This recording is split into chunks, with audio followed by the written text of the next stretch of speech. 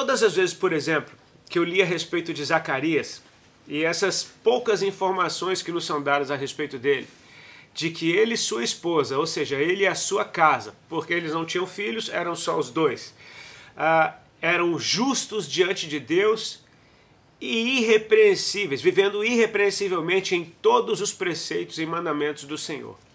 Eu não sei quanto a você, quando ouve isso, em se tratando de um sacerdote que está cumprindo seu ofício, mas eu sempre tive a tendência de achar, de olhar simplesmente para o lado ministerial, para o lado da lei, por exemplo. Quando diz que ele era justo diante de Deus e irrepreensível em todos os preceitos e mandamentos do Senhor, a gente está falando de um sacerdote. Então, a primeira impressão que a gente tem é de alguém que simplesmente cumpre todas as regras, o que está embutido nisso, mas de alguém que simplesmente faz tudo o que tem que ser feito. E se a gente para pensar diante simplesmente dessa ótica, a gente vai ver uma pessoa religiosa. Quando o Senhor me acordou, quando eu meditava sobre esse texto semana passada, para um fato de que Deus, em inúmeros momentos, através dos seus profetas, principalmente no Antigo Testamento, ele repreende a conduta de pessoas que simplesmente cumpriam regras, mas seus corações estavam longe de Deus.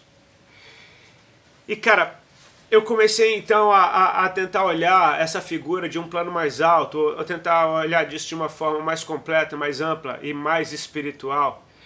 E perceber que, cara, Zacarias e Isabel não eram simplesmente uma família sacerdotal que cumpria esses ofícios que as pessoas poderiam ver.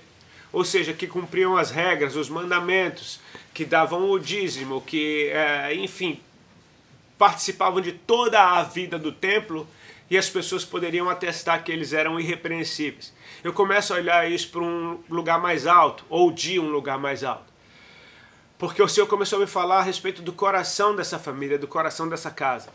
Em inúmeros momentos, como eu já disse, no Antigo Testamento, quando Deus repreende essas pessoas que só faziam e seus corações estavam longe, Deus fala, por exemplo, que a verdadeira religião é cuidar do órfão e da viúva. Que, ok, nós deveríamos cumprir com a lei, mas sem esquecer da compaixão, da misericórdia, da generosidade, do se importar com o outro, de realmente ter um coração ligado ao coração de Deus. Então, quando eu comecei a meditar sobre isso, eu nunca mais consegui olhar para Zacarias e Isabel da mesma forma, porque eu percebo que não é simplesmente uma família sacerdotal que cumpre com o que se espera de um sacerdote. É uma família que, antes de tudo, ama a Deus, cujos corações estão voltados para o coração do Senhor.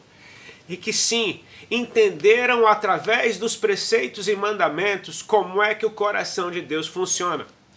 Eu amo ler a Bíblia, por exemplo, eu amo ler a história de Deus sendo escrita na humanidade, na face da terra, de todos os ângulos. Eu tenho prazer de ler as coisas do Antigo Testamento. Eu tenho muito mais prazer, então, de ver tudo isso cumprido em Jesus Cristo e apontando para o futuro do que a gente encontra no Novo Testamento. Mas eu não posso esquecer de que Deus não muda, de que Ele é o mesmo.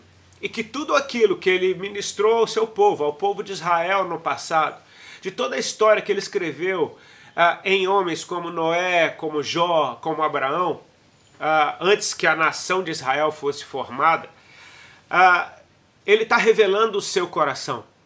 Através de tudo aquilo que Ele nos diz para fazer, Ele está dizendo que agrada o seu coração. E se eu começo a observar a lei simplesmente como lei, ou as coisas passadas como simplesmente preceitos e regras a serem cumpridas, se eu esqueço o coração de Deus de lado, eu não vou entender nada do que está acontecendo, isso não vai fazer muito sentido e talvez não tenha nem proveito para a minha vida hoje.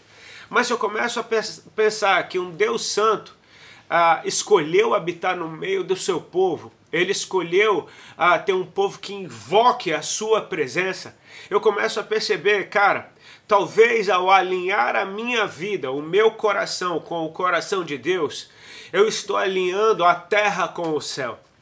Porque no céu, diante da glória, diante do trono de Deus, todos os seres espirituais, aqueles descritos no livro de Ezequiel, por exemplo, os querubins, os anjos, como em Apocalipse, aquela multidão de santos que está diante do Senhor, povo de toda tribo, de toda língua, de toda nação, eles fluem diante da presença de Deus no céu. Eu não consigo perceber nesse ambiente celestial, nesse ambiente totalmente imerso no mundo espiritual, as pessoas tendo que aprender o que fazer diante de Deus, aprender a como se mover diante de Deus. A gente percebe, por exemplo, no livro de Apocalipse, o apóstolo João, arrebatado, ele sendo fascinado com o que fazer.